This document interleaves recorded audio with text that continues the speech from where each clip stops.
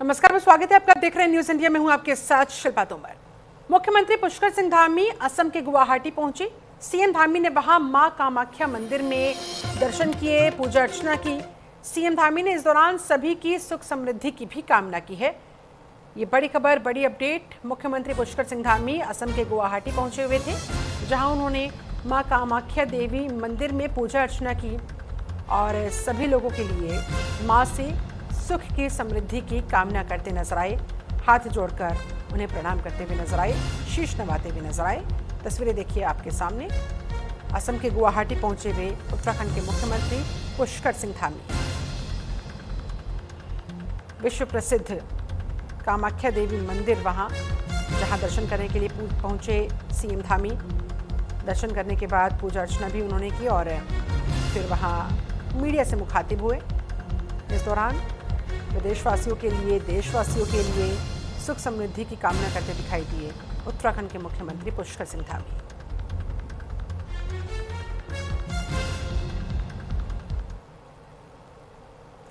वहीं देहरादून के पचवादून और जौनसार बावर क्षेत्र में मौसम ने करवट ले ली है, जहां मौसम विभाग ने देहरादून के लिए अगले 3 घंटों का ऑरेंज अलर्ट जारी किया। तो चक्राता, विकासनगर, कालसी और आसपास के इलाकों में तेज बारिश, आंधी और बिजली गिरने की भी संभावना जताई गई। विभाग के मुताबिक 40 से 50 किलोमीटर प्रति घंटे की रफ्तार से तेज हवाएं चल सकती है। वहीं जिला प्रशासन ने लोगों से खराब मौसम के दौरान सतर्क रहने, अनावश्यक यात्रा से बचने की अपील की। हालांकि फिलहाल सभी क्षेत्रों में स्थिति सामान्य बताई जा रही है, लेकिन ये अलर्ट जारी किया गया है ताकि लोग पहले से ही एहतियात बरतें, उसी हिसाब से अपने घरों से बाहर निकलें।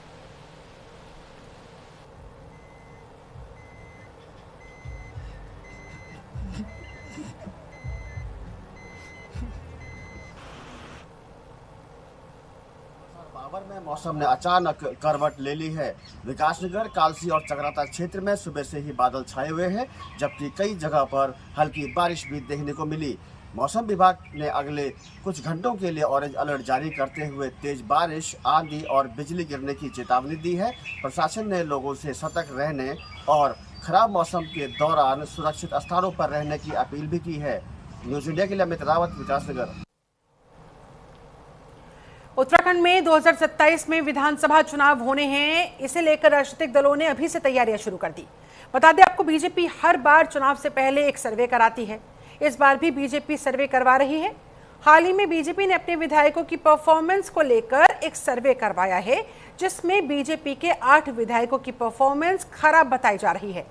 ऐसे में माना जा रहा है कि इस बार जिस भी विधायक का बीजेपी की पॉजिटिव फीडबैक की रिपोर्ट सामने नहीं आएगी, यानी कि जिसकी परफॉर्मेंस भी बुरी होगी, गंदी होगी, उस विधायक को टिकट नहीं दिया जाएगा। ऐसे में अब बीजेपी के 8 विधायकों के टिकट पर कुल मिलाकर संकट के बादल मंडरा रहे हैं। हालांकि बीजेपी के प्रदेश महामंत्री कुंदन परिहार ने कहा है कि चुनाव में अभी 10 महीने का समय बाकी है। जो सर्वे फिलहाल हो रही है, 10 महीने बाद वही सर्वे रेलिवेंट होंगे, ऐसा तो हो नहीं सकता, या फिर अगर उसमें कुछ बदलाव होगा तो उस हिसाब से आगे फैसला लिया जाएगा। उन्होंने ये भी कहा कि जो भी हमारे संगठन की तरफ से रिपोर्ट बनाई जाएगी, उसके ही आधार पर फिर प्रदेश की कोर कमेटी की तरफ से बैठक होगी और उस बैठक में फैसला लिया जाएगा। तब जाकर टिकट फाइनल करे या ना करे, इस पर बातचीत होगी। लेकिन अभी 10 महीने का समय बाकी है, तो ऐसा नहीं है कि जो ये रिपोर्ट अभी बन गई है, जो सर्वे अभी हो रहा है, वही फाइनलाइज होगा और 10 महीने बाद इसी के आधार पर टिकट फाइनल किया जाएगा। इसमें उन्होंने बदलाव की बात भी कही, इसकी गुंजाइश का भी वो जिक्र करते नजर आए। सब एक दिशा, देखिए, पार्टी के अंदर संगठन से लेकर के सरकार तक सब एक दिशा में चल रहे हैं। आपने बात सर्वे की है, हम कह रहे हैं कि कई बार पार्टी का जो सर्वे होता है, पार्टी का सर्वे जो होता है वो संगठन के आधार पर होता है। वो जो संगठन के आधार पर अभी 10 महीने चुनाव के हैं, तो जब संगठन के आधार पर जो सर्वे आएगी, जो हमारे पास रिपोर्ट आएगी, उसी रिपोर्ट के आधार पर हमारी प्रदेश में बैठक होगी और प्रदेश में बैठक होने के बाद हम प्रत्येक विधानसभा में 3-3 नामों का पैनल केंद्रीय पार्लियामेंट्री बोर्ड को भेजते हैं और वही बोर्ड जो है उसमें अंतिम निर्णय लेती है। तो अभी 10 महीने का समय है। अनेक इसमें जो भी रिपोर्टें आप लोगों के माध्यम से आई है या आ रही हैं, तो उसमें परिवर्तन होने की बहुत संभावना है। उत्तराखंड सरकार में मंत्री खजान दास से न्यूज इंडिया की संवाददाता आंचल यादव ने की खास बातचीत। इस दौरान उन्होंने कांग्रेस पर तंज कसते हुए कहा कि कांग्रेस डूबता हुआ जहाज है, कांग्रेस में इसलिए कोई भी सवार नहीं होना चाहता, उसके साथ नहीं जाना चाहता। इसके अलावा चारधाम यात्रा को लेकर वो बोले कि खराब मौसम के चलते चारधाम यात्रा प्रभावित जरूर हो सकती है। देखिए जरा। हमारे साथ बातचीत करने के लिए हैं उत्तराखंड सरकार में मंत्री खजान दास जी। खजान जी, दिल्ली दौरे पर आप रहे, आपने किरण जी से मुलाकात की, तमाम मुलाकातें चलती रहती हैं मंत्रियों की विकास कार्यों को लेकर, लेकिन अगर वहीं हम बात करें तो वही विकास कार्यों पर अगर सवाल खड़े होने लग जाएं, जैसे कि राहुल गांधी, अखिलेश यादव ने पीएम मोदी पर टिप्पणी का है, उनको कहीं ना कहीं जो उन्होंने बयान दिया है कि आप फ्यूल का इस्तेमाल कम करें, तो कहीं ना कहीं उनकी नाकामी उन्होंने बताया इसको। देखिए, मुझे बड़ी हंसी आती है, चाहे माननीय प्रधानमंत्री जी कितना भी अच्छा काम करे देश के लिए, जनहित के लिए, और परिस्थितियों के आधार पे जो उन्होंने कहा है कि इस समय हम पूरे संकट पे आने वाले हैं, जिस तरह से जो है देश के अंदर जो है गतिविधियाँ चल रही, जो विश्व के अंदर जो है गतिविधियाँ चल रही, उसको देखते हुए इन्होंने अपील की है कि 1 साल तक आप न तो सोना खरीदें, और साथ साथ में भी कहा है कि आप पेट्रोल, डीजल पर, गैस पर कंट्रोल करें, ये उन्होंने कहा है। इस अपील को हम लोग मान रहे हैं और इस अपील की हम सराहना करते हैं, किंतु विपक्ष का लोगों का नकारात्मक सोच होने के नाते इस तरह के आरोप लगाते रहते हैं और ये काम उनका है। किंतु मुझे लगता है कि कभी कभी देश के साथ भी उनको खड़ा होना चाहिए, और मुझे लगता है कि ऐसा कभी उनके मन में विचार नहीं आया, हमेशा नकारात्मक सोच रखते हैं, तो मैं इसकी घोर निंदा करता हूँ। वही हम देख रहे हैं कि उत्तराखंड में अब चुनावी हलचल शुरू हो चुकी है, जिम्मेदारियों का दौर शुरू हो गया है, लोगों को जो दायित्व हैं वो सौंपे जाने लगे हैं। कांग्रेस भी उत्तराखंड में अपनी अंदरूनी कलह खत्म करके अब अपने आप को बीजेपी के सामने जो है मजबूत करने में लगी हुई है, और गणेश गोदियाल की बात करें तो उनको राज्य की यूनिट का चीफ बनाया है। देखिए, कांग्रेस इस समय अपने ही पार्टी के लोगों के घेरे में उनको घेर रखा है, वो बाहर निकलना बड़ा मुश्किल सा है। किंतु मैं कांग्रेस पे कोई टिप्पणी इसलिए नहीं करना चाहूँगा कि उनके अपना विचार है, अपना उनका मंच है, किंतु भारतीय जनता पार्टी ये सोचते हुए कि 2027 में चुनाव होने वाले हैं, और भारतीय जनता पार्टी कार्यकर्ता आधारित पार्टी है, और इसलिए कार्यकर्ताओं के बलबूते पे चुनाव लड़ते हैं, और चाहे छोटा चुनाव हो, बड़ा चुनाव हो, मेहनत के साथ हम लोग काम करते हैं और समय समय पर दिशा निर्देश दिए जाते हैं, और इसलिए हम अपने को कम मांगते हुए दूसरे को हम अधिक मानते हुए फिर हम वहाँ तक पहुँचने की कोशिश करते हैं। ये भारतीय जनता पार्टी की हमारे जो माननीय जो उच्च पदाधिकारी है हमको दिशा निर्देश देते हैं। इसलिए हम फिर हम जैसे मान लिया जाए कि हम 40% में और दूसरे लोगों को हम 60% में मानते हैं, तो हम 51% में कैसे पहुँचे, इसलिए हम मेहनत करते हैं, इसलिए हम जीतते हैं। और आने वाला जो 27 का चुनाव होगा, भारतीय जनता पार्टी भारी बहुमत के साथ वहां पर जीतने वाली है और हैट्रिक जीत के साथ सरकार बनाएगी। वहीं उधम सिंह नगर के जसपुर कोतवाली क्षेत्र में लकड़ी मंडी चौराहे पर उस समय अफरा तफरी का माहौल पैदा हो गया जब संपत्ति बंटवारे को लेकर एक भाई ने दूसरे भाई पर धारदार हथियार से हमला बोल दिया। इस हमले में एक भाई के हाथ की कलाई कट गई और बीच बचाव में आए दूसरे भाई के भी गंभीर चोटें आने की खबर है, जिसे इलाज के लिए फिर सरकारी अस्पताल ले जाया गया। पीड़ित की तहरीर के आधार पर पुलिस ने मुकदमा दर्ज कर लिया है, आरोपी को गिरफ्तार कर लिया गया, कोर्ट में भी पेश कर दिया गया। कहा जा रहा है कि संपत्ति बंटवारे को लेकर पिछले कई दिनों से दोनों भाइयों में आपसी विवाद चल रहा था।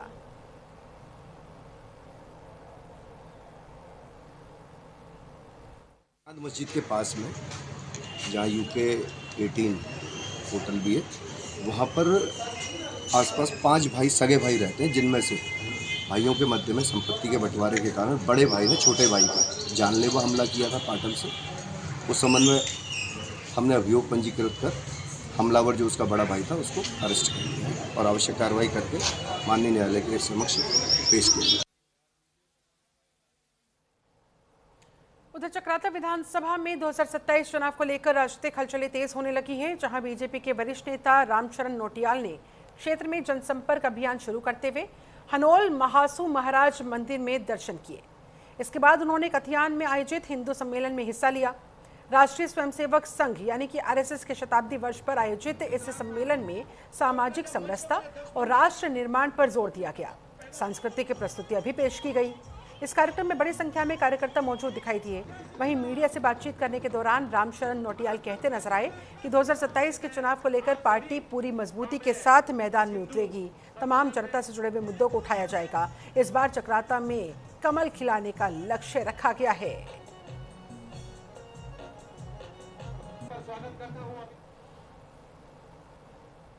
हमारी चक्राता विधानसभा का बहुत ही एक अंतिम छोर में कहता हूँ कथियान, जहाँ आज ये सम्मेलन हुआ है, तो हम सब लोग इसके लिए एकत्र हुए हैं। सारे हिंदू भाई एकत्र हुए हैं और सबको संगठन का आह्वान किया जा रहा है। दूसरे धर्म भी अपने अपने धर्मों का प्रचार और संगठित होने की बात करते हैं, तो हम लोग भी आज इसी उद्देश्य से यहाँ एकत्र हुए। बड़ी पार्टी है, अब तो दुनिया की सबसे बड़ी पार्टी हो गई। अब ये जो इलेक्शन आने वाला है, कार्यकर्ता वगैरह सब मुझसे मिल रहे हैं, बात कर रहे हैं और इस बार जो है सब जो भी एकजुट होकर के काम करेंगे और पार्टी को जिताएंगे। चक्राता विधानसभा में चुनावी माहौल अब धीरे धीरे गरमाने लगा है। भाजपा नेता रामशरण नौटियाल ने जनसंपर्क अभियान के जरिए क्षेत्र में अपनी सक्रियता बढ़ा दी है। हनौल महासू महाराज मंदिर में पूजा अर्चना के बाद कथियान में आयोजित हिंदू सम्मेलन में पहुंचे, जहां कार्यकर्ताओं और स्थानीय लोगों के साथ उन्होंने संवाद किया। सम्मेलन में सामाजिक एकता, संगठन और राष्ट्र निर्माण जैसे मुद्दों पर चर्चा हुई। इस दौरान नौटियाल ने कहा कि भाजपा इस बार पूरी तैयार है और मजबूती के साथ चुनाव मैदान में उतरेगी। न्यूज इंडिया के लिए अमित रावत, चक्राता। देहरादून में नरसिंह एकता मंच के आंदोलन को कांग्रेस के समर्थन पर बीजेपी हमलावर हो गई है, जहां प्रदेश प्रवक्ता नवीन ठाकुर ने कांग्रेस पर प्रदर्शनकारियों को भड़काने और प्रदेश में अराजकता फैलाने का आरोप लगाया। नरसिंह एकता मंच के सदस्य अपनी मांगों को लेकर एकता विहार में 156 दिनों से अनिश्चितकालीन धरने पर बैठे हैं। वहीं परेड ग्राउंड में कार्यकर्ताओं की टंकी पर चढ़ने से ये मामला फिर से सुर्खियों में आ गया। कांग्रेस महिला मोर्चा ने आंदोलन को अपना समर्थन दिया, जिसके बाद बीजेपी ने पलटवार किया। बीजेपी प्रदेश प्रवक्ता नवीन ठाकुर ने कहा है कि कांग्रेस की महिला प्रदेश अध्यक्ष वहां जाकर भड़काने का काम करती दिखाई दी, अराजकता फैलाने का काम उनकी तरफ से हुआ। प्रदेश प्रवक्ता ने कांग्रेस के अन्य उदाहरण देते हुए कहा, तिलक राज बेहड़ मामले में भी उनके बेटे ने खुद पर हमला करवाया था, जिसके बाद उसे माफी भी मांगनी पड़ी। गणेश गोदियाल ने फर्जी चिट्ठी वायरल की। चंपावत मामले में भी बयानबाजी की गई। कांग्रेस हमेशा ही झूठे हथकंडों से सत्ता को हथियाने का काम करती है।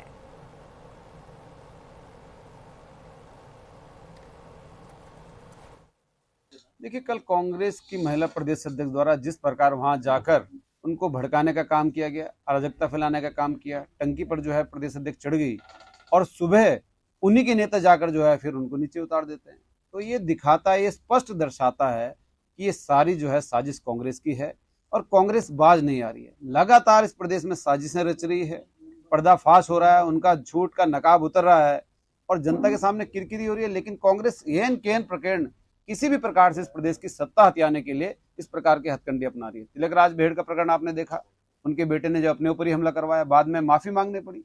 आपने जो है फिर और प्रकरण भी देखे, किस प्रकार जो है गणेश गोदियाल जी ने एक फर्जी चिट्ठी वायरल करने का जो है प्रयास किया, अरविंद पांडे जी ने सारी पोल खोल दी, फिर उनको शर्मिंदगी उठानी पड़ी। आपने चंपावत का प्रकरण देखा। उत्तराखंड के कैबिनेट मंत्री गणेश जोशी एक बार फिर से विवादों में है, जहां इस बार वजह उनकी स्कूटी बनी है। पीएम नरेंद्र मोदी के पेट्रोल बचाओ अभियान से प्रेरित होकर मंत्री गणेश जोशी ने स्कूटी से दफ्तर जाने का फैसला लिया, लेकिन सोशल मीडिया पर अब यह दावा किया जा रहा है कि जिस स्कूटी से मंत्री जी दफ्तर पहुंचे उस स्कूटी का इंश्योरेंस ही खत्म हो चुका था, जिसका वीडियो सोशल मीडिया पर अब वायरल हो रहा है। वहीं कांग्रेस ने भी सवाल उठाए कि जनता को नियम कानून का पाठ पढ़ाने वाले मंत्री खुद बिना इंश्योरेंस की गाड़ी चला रहे हैं, स्कूटी चलाते दिखाई दे रहे हैं। कांग्रेस प्रदेश प्रवक्ता गरिमा दसौनी ने इसे कथनी और करनी का फर्क बताया। उन्होंने कहा कि गणेश जोशी पहले ही विवादों में रहे हैं। वहीं बीजेपी प्रदेश प्रवक्ता नवीन ठाकुर कहते दिखाई दिए कि इस समय वैश्विक संकट है, पीएम मोदी की अपील पर सभी को अमल करने की जरूरत है, न कि सियासत करने की। गणेश जोशी भी स्कूटी से अपने कार्यालय गए थे। कई लोग पब्लिक ट्रांसपोर्ट का इस्तेमाल कर रहे हैं।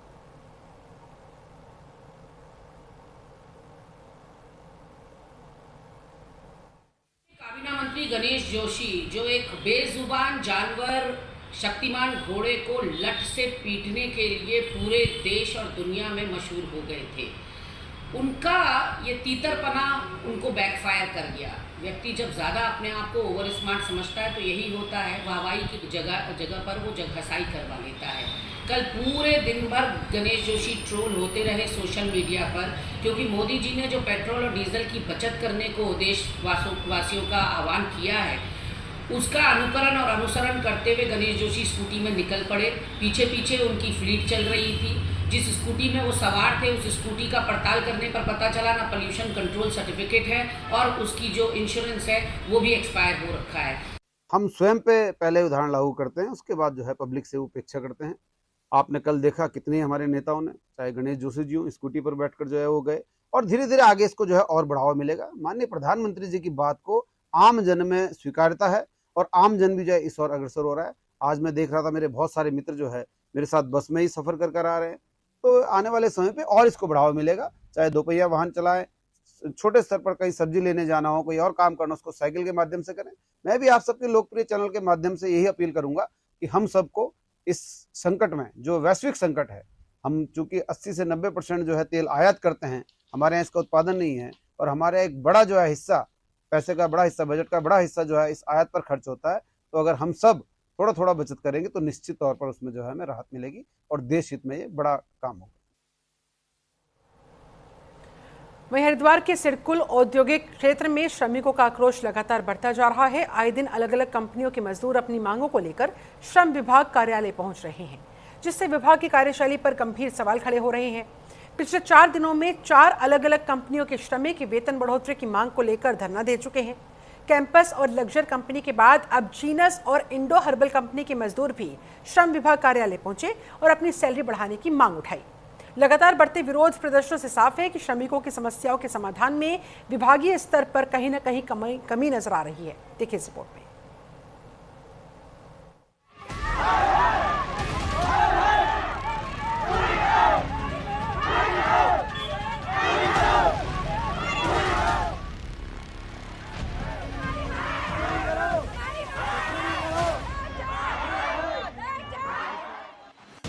हरिद्वार के सिडकुल औद्योगिक क्षेत्र में श्रमिकों का आक्रोश लगातार बढ़ता जा रहा है।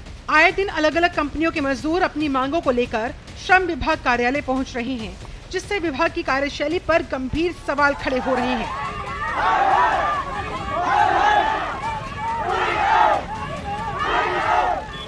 कंपनियों के श्रमिकों का कहना है कि पिछले महीने उनकी सैलरी में बढ़ोतरी की गई थी, लेकिन कंपनी ने केवल 1 रुपया प्रति घंटे की मामूली बढ़ोतरी की है, जबकि सरकार की तरफ से निर्धारित वेतन बढ़ोतरी इससे ज्यादा थी। श्रमिकों ने आरोप लगाया कि उन्हें ओवरटाइम का भुगतान भी केवल सिंगल रेट पर किया जाता है, जबकि उनकी मूल सैलरी भी काफी कम है। इसके साथ ही कंपनी स्टाफ की तरफ से दुर्व्यवहार किए जाने की शिकायत भी श्रमिकों ने उठाई। श्रमिकों का कहना है कि उनकी मुख्य मांगे वेतन वृद्धि, उचित ओवरटाइम भुगतान और सम्मानजनक व्यवहार सुनिश्चित करना है। इसके साथ ही उन्होंने चेतावनी दी कि जब तक उनकी मांगे पूरी नहीं होती तब तक उनका धरना प्रदर्शन जारी रहेगा।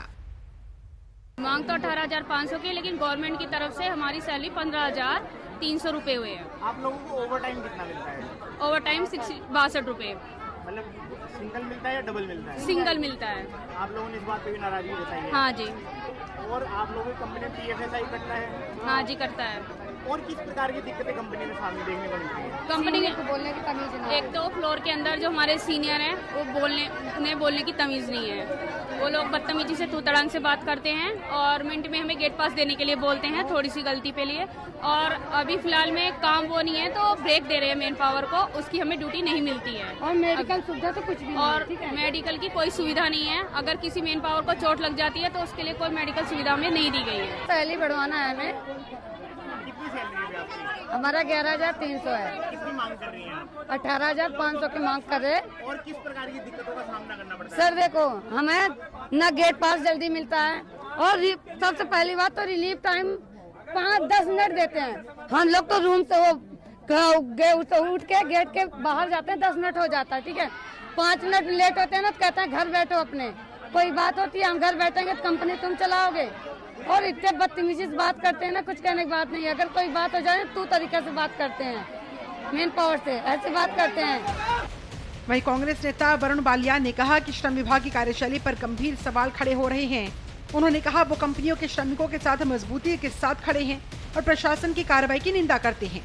उन्होंने आरोप लगाया कि प्रशासन श्रमिकों और उनके समर्थन में आगे आने वाले लोगों पर मुकदमे दर्ज करके दबाव बनाने का प्रयास कर रहा है। इस विभाग की, श्रम विभाग की विफलता है, जिला प्रशासन की विफलता है।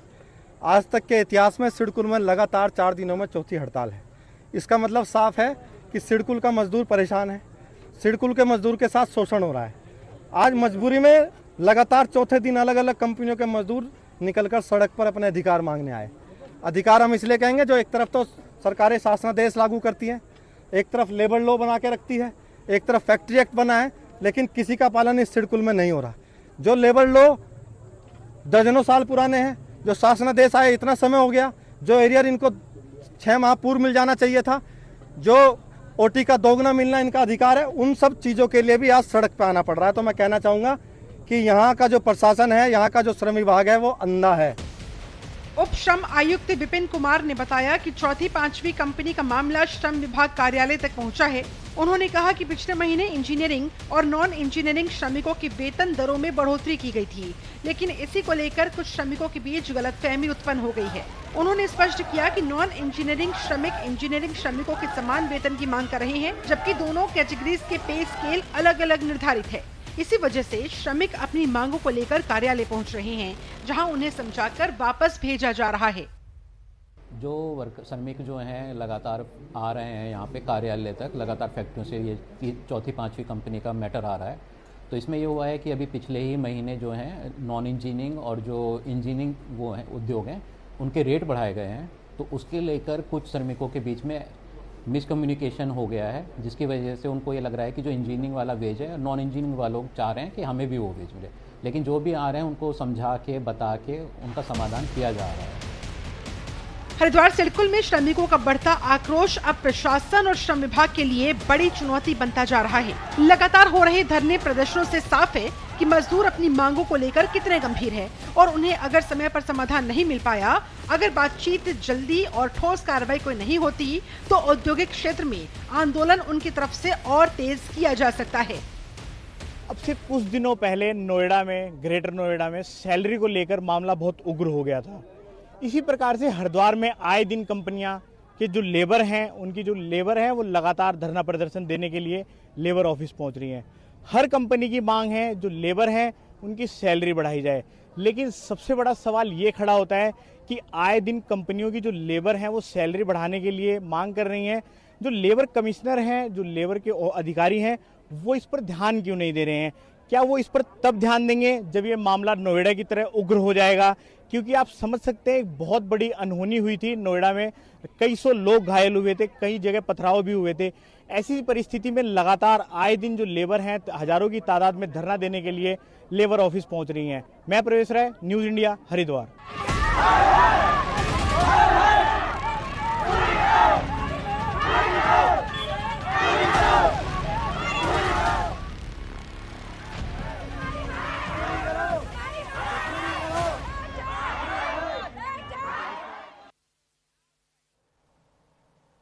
चलिए इसके साथ देवभूमि में फिलहाल बस इतना ही। आप बने रहे न्यूज इंडिया के साथ। वक्त यहाँ पर छोटे से ब्रेक का है।